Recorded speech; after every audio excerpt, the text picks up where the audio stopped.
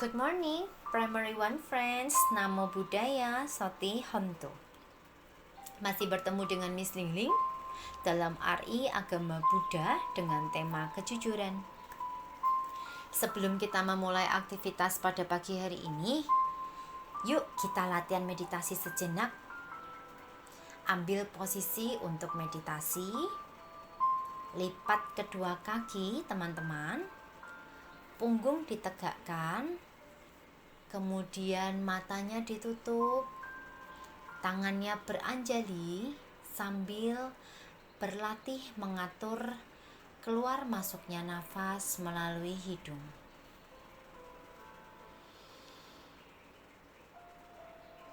Namo tassa bhagavato arahato sama sambuddhassa.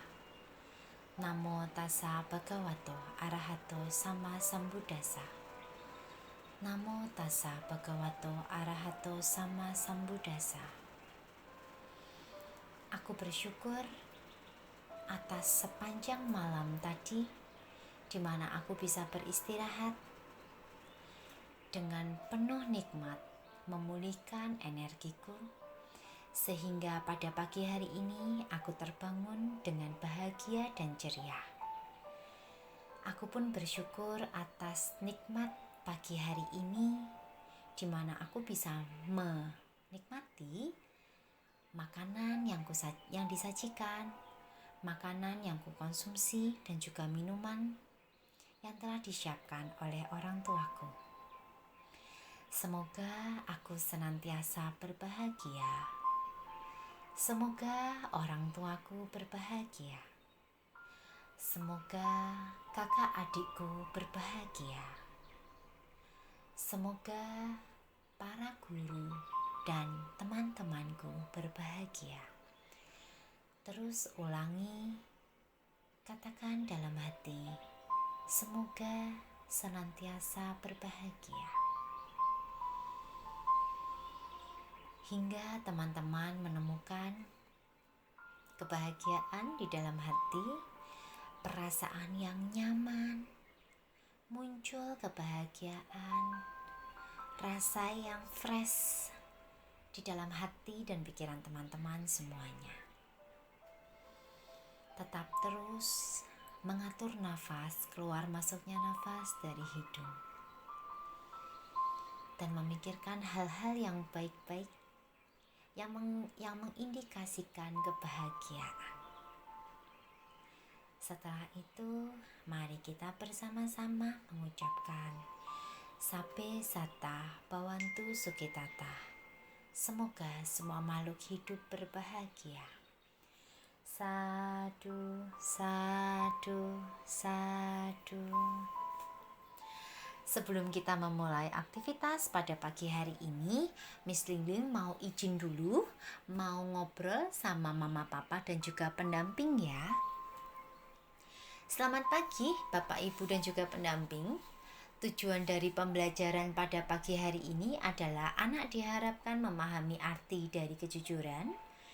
Lalu anak juga bisa menceritakan ulang tentang cerita di dalam seri Wanija Jataka.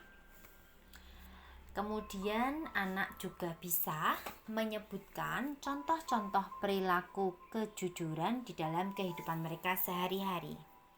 Terima kasih Bapak Ibu dan juga pendamping untuk mendampingi anak selama proses berdiskusi di dalam topik RI Agama Buddha pada pagi hari ini. Nah friends, masih ingat ya bahwa Sang Buddha senantiasa mengingatkan kita, mengajarkan kita untuk terus-menerus berbuat baik. Tujuannya adalah untuk mencapai kebahagiaan hidup.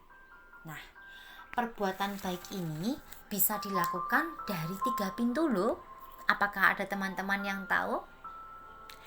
Pintu yang pertama itu adalah pintu dari pikiran. Jadi Sang Buddha mengajarkan supaya kita itu senantiasa untuk memikirkan hal-hal yang baik-baik saja. Yang kedua, pintu ucapan.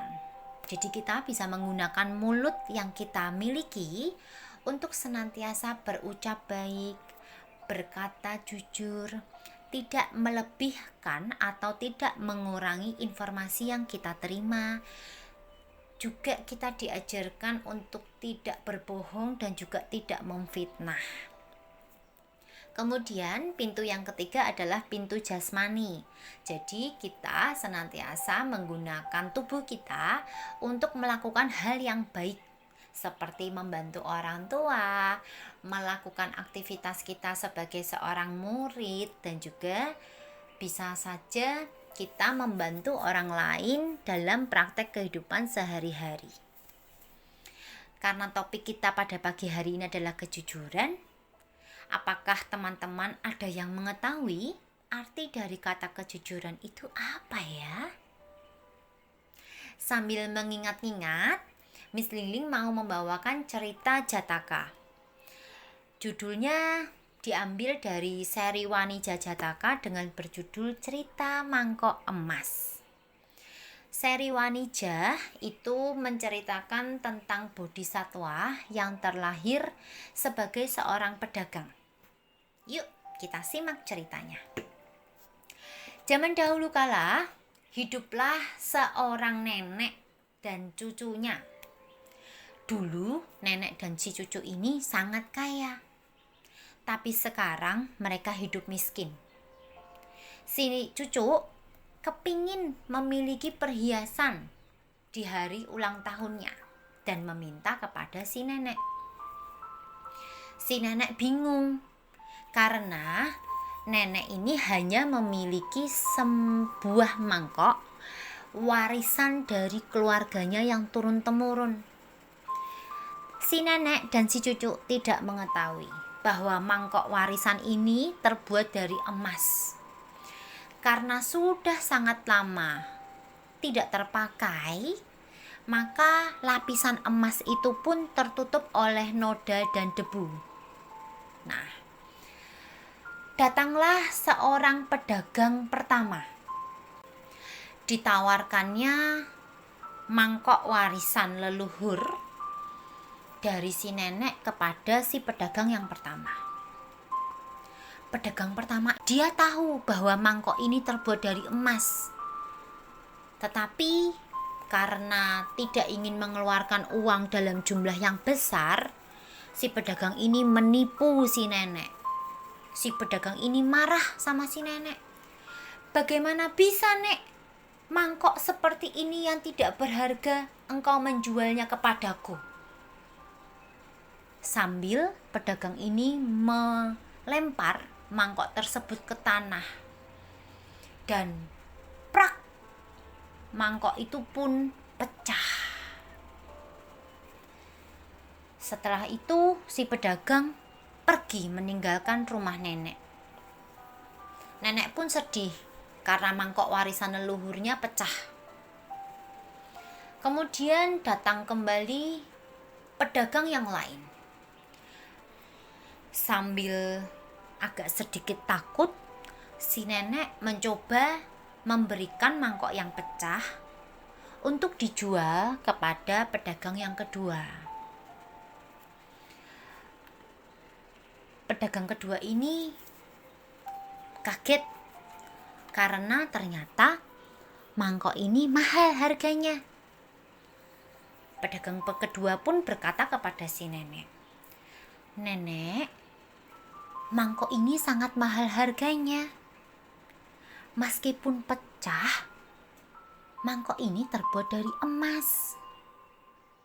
Sehingga saya tidak sanggup untuk membeli mangkok ini, Nek. Saya tidak memiliki uang yang cukup untuk membeli sepadan dengan harganya." Bagaimana mungkin? Pedagang yang sebelumnya mengatakan mangkok ini tidak berharga, bahkan menjatuhkannya ke tanah sehingga mangkok yang kumiliki ini pecah. Lalu nenek pun berpikir, berapapun uang yang sanggup dibayar oleh pedagang kedua, nenek mau menerimanya. "Pedagang, tukarkanlah uang yang kamu miliki untuk membeli mangkok yang aku miliki ini. Berapapun uang, yang kamu miliki, aku bersedia menerimanya. Karena uang itu mau aku belikan untuk perhiasan sebagai hadiah ulang tahun untuk cucuku tersayang. Nek, saya hanya memiliki 500 keping emas saja. Apakah nenek bersedia menerimanya? Tidak apa-apa, terima kasih karena engkau telah membeli mangkokku ini. Dan si pedagang kedua akhirnya menerima mangkok emas yang berharga dari warisan leluhur keluarga si nenek. Mengetahui kejadian ini, si pedagang pertama pun berusaha mencari tahu dan mengambil mangkok emas itu dari pedagang kedua. Nah, dari cerita Miss Lingling tadi, menurut teman-teman, pedagang mana ya yang memiliki sifat yang baik? Bisakah teman-teman menceritakan kembali tentang apa saja yang dilakukan oleh pedagang yang jujur tadi di dalam cerita Sariwani Jajataka? Apakah teman-teman mengingat bagaimana cara si pedagang kedua itu berkata-kata, berucap kepada si nenek? Lalu bagaimana tindakan yang diambil kepada si nenek? Dalam ajaran agama Buddha, kejujuran itu pernah dibahas di dalam Jalan Mulia berunsur 8. Di dalam poin ketiga, yaitu sama waca, yang artinya memiliki ucapan yang benar. Selain itu, kejujuran ini juga didukung di dalam pelatihan Pancasila, yaitu sila keempat yang berbunyi musawada weramani sikapadang samadhyami, yang mengajarkan umat Buddha untuk senantiasa bertekad melatih diri untuk menghindari dari kebohongan, ucapan yang menipu, termasuk memfitnah. Nah, menurut teman-teman nih, mengapa ya kok kita itu harus melatih dan memiliki sifat kejujuran? Teman-teman juga boleh loh menyebutkan bentuk-bentuk perilaku kejujuran yang pernah teman-teman alami. Miss Lingling tunggu feedbacknya ya. Soti Honto, Namo Buddhaya.